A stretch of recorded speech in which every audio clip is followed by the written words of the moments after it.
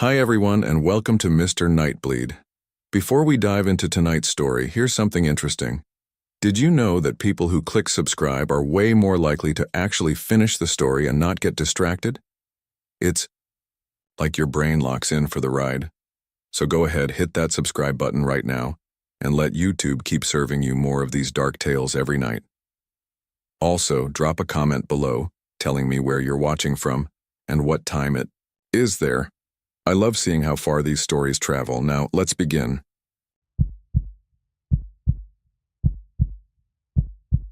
I don't usually write stuff online. I don't have a Twitter, never bothered with Instagram, and the closest thing I have to social media is a Facebook I haven't logged into since 2017. But after what happened last fall, I can't keep it in my head anymore. It's been rotting me from the inside out. This isn't fiction. This isn't me trying to be dramatic. This is what happened to me, exactly as I remember it. It was October 15th, 2022, a Saturday. I had just gotten off a brutal week of 12-hour shifts at the shop in Colorado Springs, and I wanted nothing more than a quiet weekend away from people, traffic, phones buzzing. My buddy Jacob had been on me for months about joining him on one of his unplugged camping weekends. Normally, I brushed him off. I'm not a camping guy. I grew up in the city. I like walls, doors, lights that turn on when you flip, a switch. But he wore me down. So that Saturday, we packed his truck with 2 tents, a cooler, a lantern, and more firewood than 2 people could possibly burn. He picked Pike National Forest about an hour out. He said he knew a trail off Rampart Range Road that led to an old, unofficial camping spot, one of those places locals keep to themselves. He liked that kind of thing. The sky was gray all day. Low rolling clouds. No sun. It smelled like rain but never quite got there. By the time we pulled into the dirt clearing around 3 p.m., the temperature had already started dropping. The kind of bone-deep chill that makes you wish you'd brought one more jacket. The spot was nice, I'll admit that. A flat clearing maybe 30 feet across, ringed with pines so tall the tops swayed like ship masts. The ground was packed dirt and pine needles. No one else around, no cars on the trail. Just quiet. We set up camp. Jacob hammered his tent into the far side of the clearing, close to the trees. I set mine up maybe 10 yards away, near a boulder that would break the wind. We got a small fire going, cracked beers, and made cheap hot dogs on sticks like we were 10 again. Everything was normal. Almost too normal. That's the only way I can describe it now. Like a postcard version of camping. The air smelled sharp and clean. The fire popped and hissed, and somewhere in the distance an owl called. Around 9 p.m., Jacob got tired. He's one of those early riser, early to bed guys. He said goodnight, zipped into his tent, and left me by the fire. I sat there longer than I meant to, watching the flames die down, drinking the last of my beer. By 10, I doused the coals with water and crawled into my sleeping bag. I should have fallen asleep easily. I was exhausted, but I couldn't. My body was tired, but my brain was sharp as a knife. I laid there, staring up at the nylon roof, listening. At first, it was the usual night forest sounds, wind hissing through needles, creaks of tree trunks shifting, the occasional rustle of something small moving in the underbrush. But around midnight, it all changed. It went quiet. Not gradually. Not like the animals were bedding down. It was like someone flicked a switch. 1 second, noise. The next, nothing. I lay there, frozen, my ears straining. My heart thudded in my chest. It reminded me of the way a room feels just before a fight breaks out. Heavy, charged, wrong. Then I heard a sound from the tree line. Not an animal, not the wind. Footsteps, slow, deliberate, one after the other. Crunch, crunch, crunch. I told myself it was Jacob. Maybe he'd gotten up to take a leak. But then I remembered his tent was on the far side of the clearing. The footsteps were coming from the opposite direction. I held my breath, eyes wide open in the dark. The steps grew closer, stopping just beyond the thin wall of my tent. And then nothing. No zipper sound. No voice, just silence. I don't know how long I stayed like that. 5 minutes? 30? My whole body was tense, waiting for the next sound. Finally, after what felt like forever, I worked up the courage to whisper, "Jacob?" No answer. The quiet was worse than any response. I wanted to unzip the tent, but I couldn't. My hand shook inches from the zipper pull, but I couldn't make myself move it. Something in me knew. If I opened that tent, I'd regret it for the rest of my life. I must have fallen asleep somehow, because the next thing I remember was sunlight hitting the fabric. Jacob was already up, stoking the fire back to life for breakfast. I stepped out of my tent, my mouth dry, my heart still racing from the night before. "You hear anything weird last night?" I asked. He looked at me funny. "Like what?" "Like footsteps?" He shook his head. "Nah, slept like a rock." I let it drop. What else could I do? The day passed without incident. We hiked a little, fished in a shallow creek, came back to the site and grilled burgers over the fire. By nightfall, I'd convinced myself I'd imagined it, that my brain had just been spooked by the silence. But that night, it happened again. This time, I woke to the sound of something brushing against my tent. Not claws, not teeth. Fingers. Slow, dragging fingers moving from one end of the nylon to the other. I stopped breathing. Every muscle locked. It circled me. Around the tent. My mind screamed to shout, to call Jacob, but my throat closed up. I just lay there, paralyzed, while those fingers stroked the fabric. At one point, they pressed in hard enough to bow the tent wall inward. I could see them outlined against the faint moonlight. Human fingers. 5 of them. And then, as suddenly as it started, it stopped. The silence that followed was worse than the sound. I don't know when I finally blacked out, but the next thing I remember was Jacob shaking my shoulder the next morning. He said he'd been calling my name for 10 minutes. He laughed when he saw my face. "You look like you didn't sleep a damn second." I didn't tell him. I couldn't. We left that afternoon. I insisted. He argued at first, said we'd only just gotten there, that it was a waste to pack up.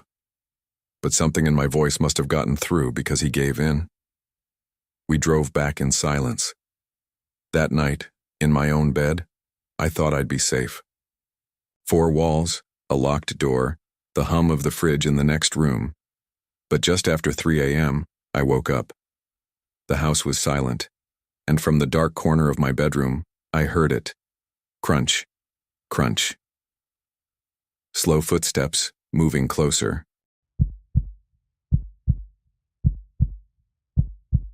I never planned on writing this out, but after 20 years of trying to file it away in the back of my head, it keeps showing up in my dreams, like a song you can't shake.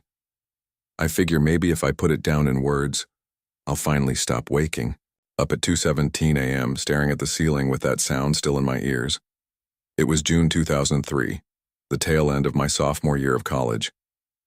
My girlfriend and I decided to go camping before summer jobs pulled us in different directions. She was 20, I was 21. We didn't have much money, so instead of some fancy park, we picked Pine Hollow Campground in North Texas, about 40 minutes outside of Denton. At that time, it was one of those old family-run campgrounds that showed up in the back of local tourist brochures. Cheap daily rates, a shallow lake with a half-collapsed dock, picnic tables that leaned on uneven legs. Truckers passing through sometimes used the place to park overnight. We left on a Saturday morning, June 14th. The forecast said it'd be hot during the day but drop down into the low 70s at night. Perfect camping weather. I remember how blue the sky was when we pulled into the gravel entrance around noon, how the cicadas screamed like the air itself was buzzing. The campground was nearly empty. There was one faded RV parked closer to the road, a beat-up Ford pickup near the tree line, and that was about it. The main office looked more like an abandoned bait shop than anything official, with a tin roof and a soda machine that didn't work. A handwritten sign on the door said, "Campers, pick any spot and pay before you leave. Cash only." We found a place near the lake about 20 yards from the water. The grass had been mowed sometime in the past month, but it was already creeping up again, knee-high in patches. Our tent was nothing special, A two-person Coleman with a sticky zipper and a faint mildew smell from the last time it got rained on. We pitched it, made a small fire ring, and spent the afternoon doing what couples in their 20s do when they think they're alone in the woods. By the time the sun slid down behind the trees, we were sitting by the water eating cheap hot dogs and drinking warm beer. I remember the way the lake looked in the twilight, flat and dark, reflecting the first stars. My girlfriend, let's just call her Elle, kept saying how peaceful it was. And it was, for a while. We crawled into the tent around midnight. The night was thick and humid, but still bearable. Elle fell asleep first, curled into the sleeping bag, while I lay there half awake, listening to the frogs near the shore and the distant hum of highway traffic. The campground felt empty, abandoned, like we were the last people left in that whole patch of woods. I don't know what time I finally drifted off, but when I woke, my watch read 2:07 a.m. At first, I couldn't figure out what had pulled me out of sleep. Then I heard it, a baby crying, not soft or muffled like it was coming from another campsite, loud, raw, like it was right outside the thin fabric of our tent. Elle stirred beside me, mumbled something, and sat up. "Do you hear that?" I whispered. Her eyes were wide even in the dark. "Yeah. Is someone out there?" The crying came again, closer, sharper, carrying through the trees in jagged little bursts. It didn't sound like a toddler fussing. It sounded desperate, like the kind of cry you hear in grocery stores that makes your stomach knot, because you know the kid is beyond consoling. We didn't move for a minute, just listened. Then Elle whispered, "Maybe someone's camping with a baby." But we both knew that wasn't true. We'd walked the whole campground earlier. We hadn't seen a single family, let alone anyone with kids. The crying cut off suddenly, like a switch had been flipped. Unzipped the tent a few inches and peeked out. The moon was bright enough to see the lake's surface shining, the pale dirt road that wound through the grounds, the crooked silhouettes of the picnic tables. Nothing else. No movement. Then the crying started again. Only this time, it was behind us. Deeper in the trees, I got out, barefoot on the damp grass. Elle grabbed my wrist. "Don't. I just want to see," I said, though my voice sounded thinner than I meant it to. The night air was heavy, smelling of wet earth and algae. I turned in a slow circle, straining my ears. The crying came in bursts, sometimes closer, sometimes farther, never from the same place twice. I took a few steps toward the tree line. That's when everything went dead quiet. Not just the crying. Everything. The frogs, the insects, even the far-off hum of the highway. Just silence. I don't remember deciding to move, but I backed toward the tent, my chest tight. Elle was already unzipping the flap for me, her face pale in the moonlight. We climbed in and zipped it shut, both of us breathing too loud. Neither of us said much after that. We stayed awake until the first gray light came through the fabric. When the sun finally rose, we packed everything in a rush. We didn't even bother folding the tent properly, just stuffed it in the trunk with half our gear. By 8 a.m., we were on the highway, neither of us talking. We never went back for the stuff we left behind. About 3 months later, Elle called me one night, her voice shaking. She'd been watching the local news. Pine Hollow had been shut down. The police had been investigating undisclosed findings in the woods. It wasn't until a week later that the Denton Record-Chronicle ran the story. I still have the clipping, yellowed and folded in a box. The article was short, maybe 200 words. Hunters had stumbled across remains in the brush near the edge of the lake. Small bones, not animal. The county sheriff's office refused to comment further. The campground closed permanently after that. The owners put up chain-link fencing and no trespassing signs. The land eventually went up for auction, but nobody bought it. Last I heard, it just sits there rotting. The dock collapsed into the water, the weeds swallowing the picnic tables. Elle and I broke up not long after. Life took us in different directions. I don't think the incident caused it, but I do think neither of us wanted to talk about what happened that night. For years, I tried to convince myself it was some kind of sick prank, or maybe a recording, left in the woods to scare people. But the way it shifted, the way it circled us, the way the whole forest went silent afterward, I've never been able to explain that part. And here's the thing that keeps me awake. Babies don't cry like that unless they're alive. The sound is wet, urgent, full of breath and body. What we heard that night wasn't a ghostly wail echoing from the past. It was something alive in those woods, something that wanted us to follow. I don't know if it wanted to be found, or if it wanted us to end up like whatever those hunters stumbled on later. All I know is we left before sunrise, and sometimes I wonder what would have happened if I'd gone a few steps deeper into those trees, barefoot in the damp grass, following the sound, because part of me still swears it wasn't just crying, it was calling.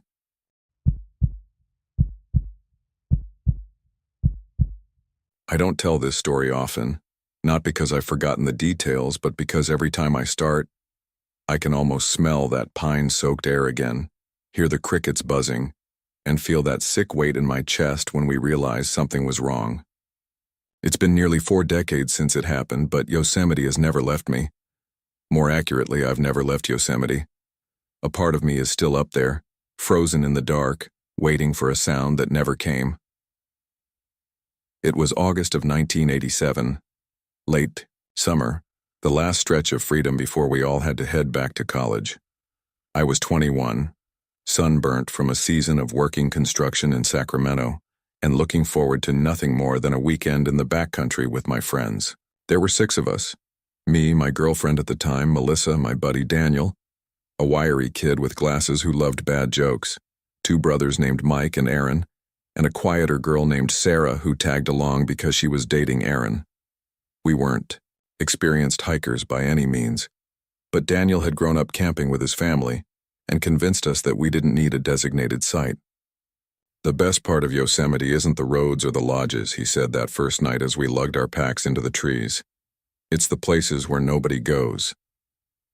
He grinned, adjusting his glasses, sweat streaking his shirt. Trust me, you'll never forget it. He wasn't wrong about that. We hiked in a couple of miles from the trailhead, far enough that the chatter of other campers thinned out into silence. The air was thin and cool, scented with pine sap and damp moss. The sun slipped between the peaks, throwing the valley into shadow. We found a little clearing beside a creek, just wide enough for 4 tents, and set up camp. The ground was soft, with pine needles, and when the fire finally caught, sparks spiraled up into the dark like fireflies. That first night felt perfect. We drank warm beer from our packs, passed around a cheap bottle of whiskey, and told stories until our throats were raw. I remember Melissa laughing so hard at one of Daniel's dumb impressions that she spilled her drink into the dirt. The fire popped and Mike played his harmonica badly, but we all clapped along anyway. Nothing felt dangerous. Nothing felt wrong. I went to bed around midnight, zipping myself into the orange tent I shared with Melissa. I remember hearing the others' muffled laughter fade as they crawled into their own shelters. 4 tents in a loose circle, doors facing inward like wagons in an old western. Daniel's tent was yellow, a cheap dome style that flapped whenever the wind shifted. He was in it alone. I saw the glow of his flashlight as I drifted off, a vague shadow moving behind the fabric. By the time I woke again, the world had changed. Morning sunlight filtered through the trees. The air smelled like cold water and ashes from our fire, long dead. Birds chattered, insects buzzed. I unzipped the tent carefully, trying not to wake Melissa, and stepped out into the clearing. The first thing I noticed was how quiet it was, quieter than it should have been with 6 people around. No voices, no laughter, no sound of someone rattling pots for breakfast. Just silence. Then I looked around. There were 3 tents. I froze. My breath caught halfway out of my lungs. Where Daniel's yellow dome had stood just hours earlier, there was only flattened pine needles, as if nothing had ever been there. No scraps of nylon, no poles, no backpack leaning against the side. Just empty space. I thought maybe I was misremembering, maybe in my haze of whiskey and smoke I had imagined the arrangement. But no, 4 tents? I was sure of it. We had even joked about how his bright yellow one looked like a giant banana in the middle of the woods. "Melissa," I whispered, ducking back inside. She stirred, rubbed her eyes. "Get up. Something's wrong." Within minutes, all of us were standing in the clearing, blinking against the sunlight, staring at the gap. "Where the hell is Daniel?" Mike asked, voice already sharp with panic. "Maybe he moved?" Sarah offered, though even she didn't sound convinced. "Why would he move in the middle of the night?" Aaron muttered. He crouched, running his hand across the ground where the tent should have been. "There's nothing here, no tracks, nothing." We spread out calling his name. At first it was casual, joking like maybe he'd gone to take a leak by the creek and fallen back asleep. "Danny, come on, man, breakfast." But the longer we shouted, the less it felt like a joke. By the time we regrouped, our throats were dry. I walked the creek bed, scanning for footprints, scraps of fabric, anything. The dirt was hard-packed, and I saw only our own boot marks from the night before. It was as if he had lifted his tent straight into the air and vanished. Mike grabbed my arm, his face pale. "You heard nothing? No zipper? No footsteps?" "Nothing," I said. Not a sound. And that was the worst part. 6 people in a circle of tents sleeping no more than 20 feet apart, and none of us heard a thing. By late morning, fear was gnawing at us. We argued about hiking back to the ranger station. Aaron wanted to stay put, thinking maybe Daniel had wandered off and would return to find us gone. Melissa suggested leaving markers or notes. In the end, we split. Mike and Aaron hiked back toward the trailhead to get help, while the rest of us stayed, combing the trees in widening circles.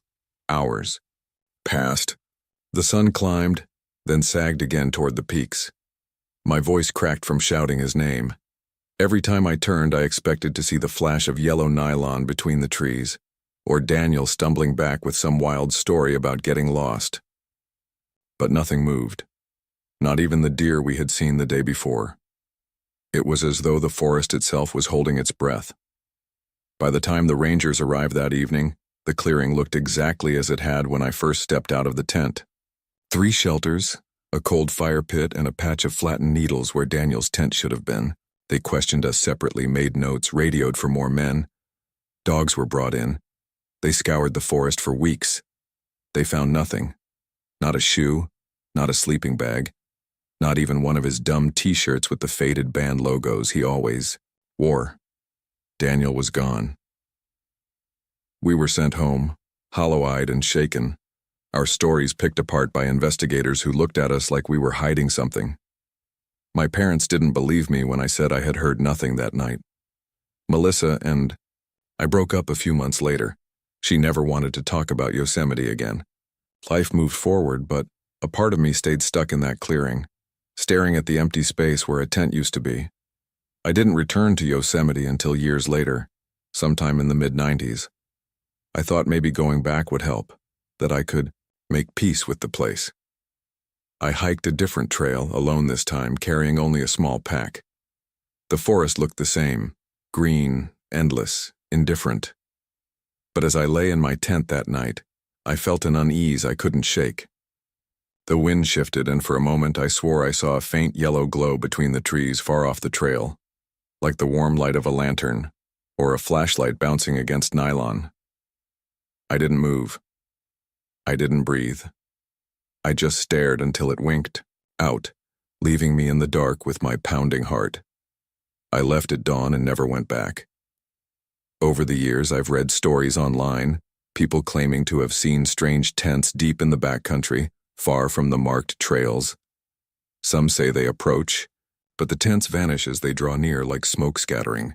Others say they hear voices at night, soft laughter carried on the wind, only to wake and find themselves completely alone. I don't know what happened to Daniel. I don't know how an entire tent, a person, and all their belongings could vanish, without a sound. But I do know this. Sometimes, when I close my eyes at night, I can still see that glow.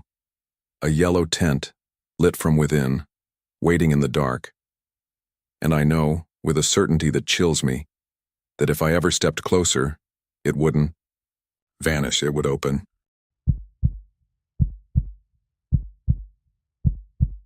I don't really know why I'm writing this.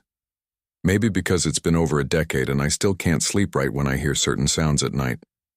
I live in Houston now, far from the woods, far from the lake, but there are still evenings when a tree branch scrapes my window or a dog claws at a door and I feel my whole body seize up. My wife doesn't understand it, my son doesn't remember it, but I do, and it's carved into me in a way that hasn't healed. It was June 17th, 2011, a Friday. I remember because I'd taken the day off work. My son, Daniel, had just finished 4th grade and I wanted to celebrate the start of summer with him the way my dad used to with me. No big plans, just a weekend of camping and fishing at Lake Livingston State Park, about an hour and a half north of Houston. It's a popular spot, especially in the summer, but I deliberately chose one of the smaller, more wooded campsites, away from the RVs and the families blasting music, just me and my boy, the water, and a couple of days of peace. The day had been beautiful, hot, but not unbearable. The sky was clear except for a few wisps of white cloud. We set up the tent just before noon, a big canvas thing I'd bought secondhand, from a buddy who swore it was indestructible. Daniel helped stake it down, and even though he was only 10, he took pride in hammering the pegs and rolling out the sleeping bags. Afterward, we fished off the pier for hours. The water was calm, green with little ripples. I remember the smell of it, sun-warmed algae, wet earth, the faint mineral tang that clings to your clothes. We caught a couple of small bass, nothing worth keeping, but Daniel was over the moon just reeling them in. That night we made a little fire, cooked hot dogs, told stories, normal camping stuff. Around 10 o'clock he got tired and crawled into his sleeping bag. I stayed outside for a while, sitting by the fire with an old paperback I'd pulled from my dad's shelf years back. It was one of those yellowing, dog-eared westerns with a gunfighter on the cover. Not my usual kind of book, but something about being out there under the stars made me want something simple. By the time the fire burned low, I clicked on the lantern, settled inside the tent, and kept reading. It must have been just after midnight when I heard it. A soft, faint sound at first, like something brushing against fabric. My first thought was raccoons. They're common in the park and bold around campsites. I sat still, listening, waiting for it to move along. But the sound didn't stop. It grew more distinct, a slow dragging across the side of the canvas, as if a hand or paw was testing it. Scratch, scratch. Light at first, almost playful. Set the book down, suddenly aware of how thin the walls of the tent really were. The lantern cast everything in a warm glow, and in that glow I could see the fabric ripple slightly where the sound pressed against it. Daniel stirred in his sleep, mumbling something, then turned over. My instinct was to unzip the flap, flash my light, maybe scare off whatever was out there. But something in me hesitated. The scratching didn't sound quite like an animal. It was too slow, too deliberate. I switched off the lantern, plunging us into darkness. The silence that followed was heavy. My ears rang with it. I held my breath, straining to hear. For a moment, nothing. Then the sound started again, but not in the same place. Now it was on the opposite side of the tent, lower down near the ground. Scratch, drag, scratch, like claws tracing lines through the fabric, but never hard enough to tear it. My heart hammered so loudly I swore it would wake Daniel. I couldn't move, couldn't even bring myself to whisper. It felt like whatever was out there wanted me to react, wanted me to acknowledge it. This went on for what felt like hours, but must have been minutes. The scratching would stop, then start again in a new place. Sometimes near my head, sometimes behind me, sometimes at Daniel's side of the tent. It circled us in the dark, patient and careful. At one point, I thought I saw a shadow pass across, the faint starlight filtering through the canvas, but I told myself it was just branches swaying. At last I heard nothing, just the distant chirp of crickets and the faint lapping of the lake. My body ached from staying still so long, every muscle tight. I don't know when I finally drifted off, but I woke up to pale morning light seeping through the fabric. Daniel was still asleep, one arm flung across his pillow. My mouth was dry, my chest sore from holding everything in. I almost convinced myself I'd imagined it, until I stepped outside. The ground around the tent was soft dirt, damp from the night air. It should have been smooth, except it wasn't. There were marks, long, deep rakes in the earth circling the tent in uneven arcs. At first I thought maybe raccoon tracks, but these weren't paw prints. They were grooves, each one the width of a finger. 5 in a row, dragged deep into the soil, over and over again surrounding us. Human, too human. I remember crouching there, my stomach dropping, the early sun painting everything in sharp detail. The lines were fresh, not smudged, not washed out. Fresh like someone had made them only hours before. My throat closed and I glanced back at the tent, half expecting to see someone or something still standing there. Daniel woke up soon after and came outside yawning. He didn't notice the marks at first. He just asked if we could fish again before breakfast. I told him no, that we'd be packing up. He frowned but didn't argue. I didn't want to scare him, so I never pointed out the scratches. We broke camp quickly, loaded up the truck, and drove home. I kept checking the rearview mirror, half convinced we were being followed. I never told Daniel what happened. To this day, he thinks we left early because I wasn't feeling well. Maybe that was for the best. He's in college now, and when I brought up that trip once, he said he barely remembers it, just that we caught a fish and had hot dogs by the fire. I let him keep that memory. But I remember the sound. The way it moved around us, circling, testing. I remember the way those claw marks dug into the dirt, not scattered or random, but purposeful. Like something was drawing lines around us, like it was marking us. Every so often, when I'm lying awake at night, I think about how thin that canvas was, how little stood between me and whatever was on the other side. And I wonder what would have happened if I'd unzipped the flap, if I'd looked, if I'd let it in. It was the summer of 2018, July 12th to be exact. I remember the date because it was one of those blistering Montana days when the heat feels almost metallic, and the air itself seems to buzz. I had taken a week off work to drive out west from Minneapolis, just me and my beat-up Subaru, to clear my head after a rough breakup. I'm not the kind of guy who goes backpacking or seeks out remote campsites, but I'd been reading about Glacier National Park for years, and something in me decided I needed solitude.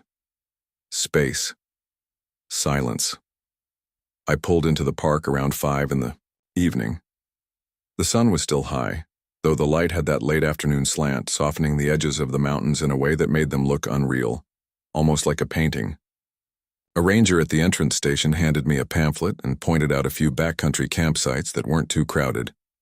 She mentioned the weather might turn rough in the next couple of days.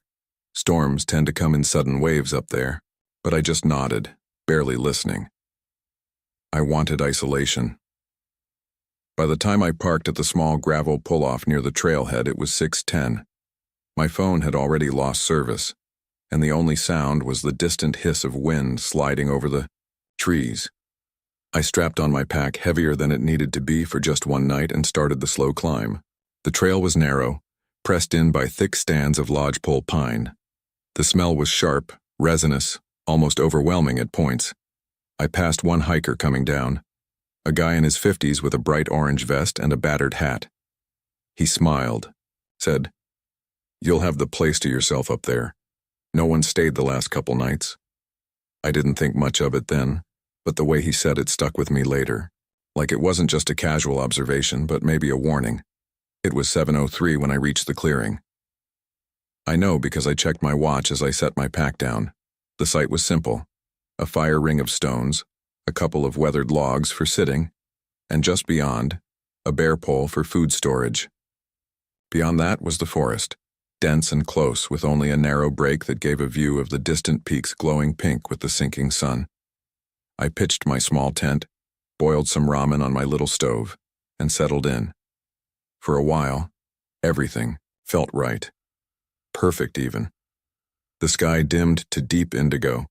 The stars burned through, and I stretched out on the ground listening to the low hiss of wind in the branches. Around 10:30, I crawled into the tent, zipped the flap, and let the quiet swallow me. But it wasn't quiet. Not really. Sometime around 1 a.m., I woke up. At first, I couldn't tell why. My watch read 1:07. The tent fabric rippled gently as though from a breeze, but outside was silent. Too silent. No insects, no owls, nothing. Just a thick, heavy stillness that pressed into my ears. Then came the sound. At first I thought it was the wind shifting through the trees, but it was too sharp, too deliberate. A voice. A man's voice, faint, carrying through the branches like it was coming from far off, just a single word. Help! I froze, sitting up in my sleeping bag, heart knocking hard against my ribs. The voice came again, slightly louder. Help! It didn't sound panicked. That was the strangest part. It wasn't a scream or a shout, just that one word, flat and steady, like someone testing the air. I unzipped the tent just enough to peer out. The clearing was bathed in pale moonlight. Nothing moved. The trees stood dark and silent. I sat there for what felt like hours, but was probably less than 10 minutes, clutching my flashlight without turning it on, breathing through my nose to stay quiet. Then, again, help. This time closer. Don't know what possessed me, but I whispered, hello? The second the word left my mouth, regret flooded me, because the reply came almost instantly, not from the direction I expected, but from behind my tent, low and close, a voice almost identical to mine mimicking the same quiet tone. Hello, I spun, shining my light out the flap, but the beam caught nothing, just empty space, the bare pole, the trees beyond. My heart was rattling so hard it made my vision pulse. I zipped the tent shut, crawled back into the sleeping bag, and sat there with the flashlight clutched against my chest until the sky began to gray. At 6:12 a.m., I packed everything. I didn't even eat breakfast. I just shoved my gear into the end pack, tied it down haphazardly, and started down the trail. Every step I expected to hear footsteps behind me. Every bend I imagined a figure waiting. But the forest stayed still, hushed, as though holding its breath. When I reached the gravel lot, my Subaru sat alone, faintly dusted with pine pollen.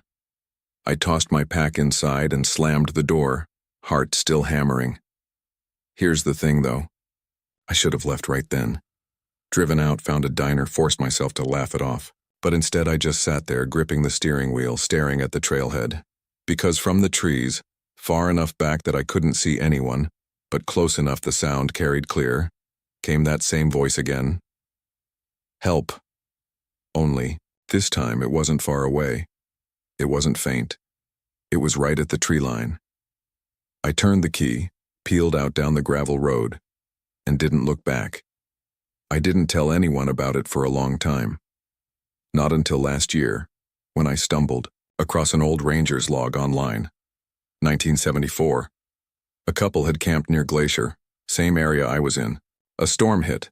The husband went out to check the food packs and never came back. Search teams found his tracks ending abruptly in a clearing. No drag marks, no blood. Just gone.